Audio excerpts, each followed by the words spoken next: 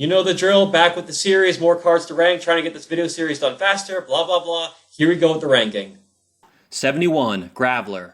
For a giant rock monster, Graveler isn't all that resistant. Harden is trash because it only protects against damage, and not even that much of it. Rock Throw at least has the strength to damage cards of fighting resistance, so it's an alright attack. Rock Throw is definitely Graveler's strong point, while its HP and hard attack fail to make it stand out. Overall, it's an average second stage. 70. Nidorino.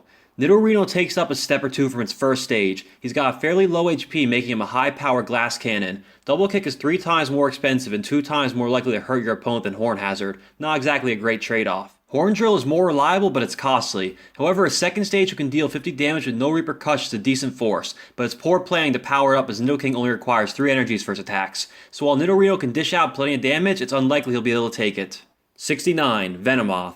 Venomoth is one of those cards that doesn't seem to deserve its rare status. Its Pokemon power isn't particularly helpful unless you're facing a Psychic opponent, and chances are it's not going to do you any good switching your type because your weakness stays the same, and you probably want to have more than 2-3 options on the field to choose from. If you could change Venomoth's weakness, that'd be much better, but alas, it's more of a gimmick than an actual threat. Venom Powder is fairly lackluster, and the only way it's useful is if it gets heads, but if it doesn't, expect to be knocked out soon enough, as a 10 damage output is terrible, and its only strength lies in landing successful coin toss, but when it happens, it creates a deadly effect. It has a resistance, no retreat cost, and an alright HP, but Venomoth is still at the cusp of being almost good. 68. Butterfree.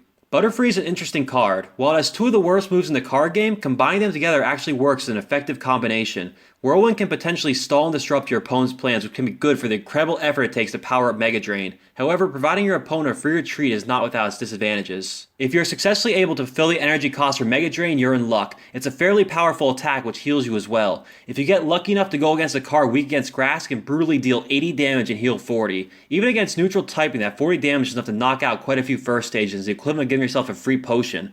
Butterfree mercilessly preys on weaklings, but anything stronger is going to hurt it faster than it heals. Despite that, it's a very underrated card with an effective attack combo, the ability to heal, a resistance, and a free retreat cost. 67. Dodrio. Usually 3 heads are better than 1, but in Dodrio's case it's not always true as there are a lot of single-headed Pokemon that are superior to it. Its Pokemon power is unique and helpful, especially if your active Pokemon is confused or poisoned, you want none of that. Offering a free or reduced retreat cost is definitely a benefit to have, so Dodrio should only be played on the bench, because as a fighter, it's terrible. You know your attack is poor if you have to get your head smacked around in order for it to be stronger. The more damage Dodrio takes, the more Rage does, but unfortunately it's unnecessarily expensive considering the least it can do is 10 damage and most it can do is 60. Dodrio simply doesn't have a high enough HP for it to be valid for its energy cost. Dodrio is basically designed to solely be placed on the bench and never as your active Pokemon, but aside from that it's a great support card. 66. Vileplume.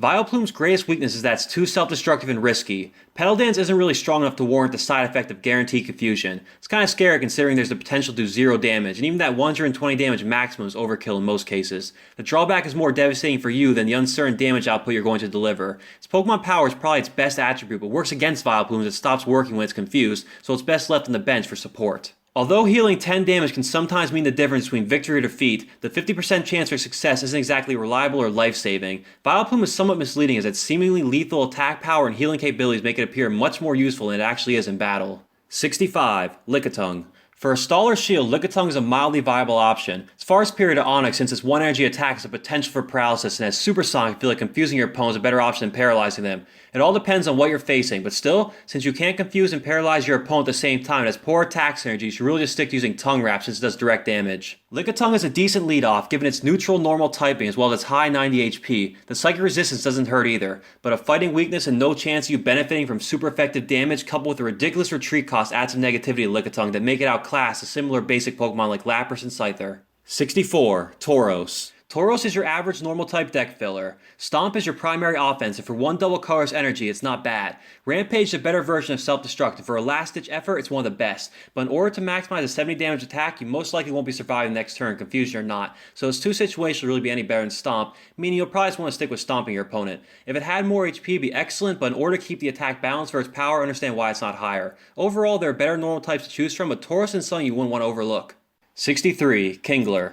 Kingler doesn't really stand out in the overcrowded water field. Flail's its best move, and in all honesty, you're better off not even powering up Crabhammer, which is a tad pricey in its energy cost. Just wait 2 turns and Flail will probably be able to do 40 damage anyway. Unfortunately, it has an HP on the lower side, which means Flail will only be good for so long. By the time it is, you'll be too dead to enjoy it. It also has a higher retreat cost, but that doesn't really affect it because you won in the battle taking damage in order to dish it back out. However, hurting yourself to make your card stronger is a reckless and poor strategy. Can be good in a pinch, but will probably end up cooked with a side of butter after a couple of turns.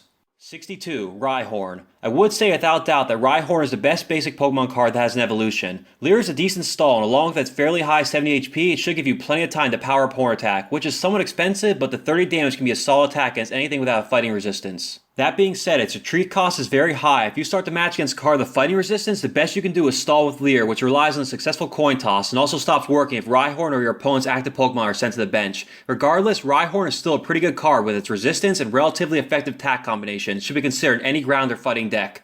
Rhyhorn's another one of those cards where it's not always beneficial to evolve it. Next time I'll explain why it's a better idea to play Rhydon as we move further down the list. Remember to like and subscribe. Thanks for watching.